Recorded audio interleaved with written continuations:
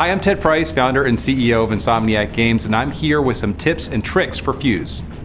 One of my favorite aspects of playing Fuse is pulling off Fuse weapon combos. There are almost 60 different combos in the game that you can achieve by working together as a team. Here's an example of a simple combo. Izzy crystallizes a bunch of enemies.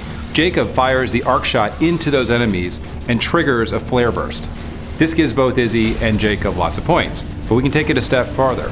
Izzy crystallizes a bunch of enemies with her shatter gun. Naya triggers a chain of black holes which then shatters the crystallized enemies. What this does is create the vaporize bonus for both Izzy and Naya. This is Doug Sheehan. I'm the lead gameplay programmer on Fuse, here with some pro tips on Echelon mode for you to help you survive and not just get owned. Very first thing to do, use your skill points. They are going to be the biggest thing that saves you in this game. Once you get those, you can do a few things to help you and your team keep on going and get further into Echelon mode. First one with Dalton, use both your shields. You have a drop shield and the mag shield to use, and you can set up shield forts to really help your team out. So then there's Jacob. Use the map to your advantage. He's got a trap function for a reason. You can drag enemies, they'll chase you around a lot more in Echelon mode than they do in campaign.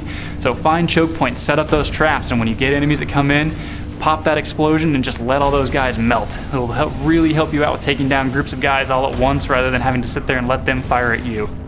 I'm Joel Goodsell, lead designer from Insomniac Games. I'm going to talk to you about an innovative feature in Fuse called Leap. The Leap feature is the ability for you as a player to jump into any character that's not being played by another human at any point you want.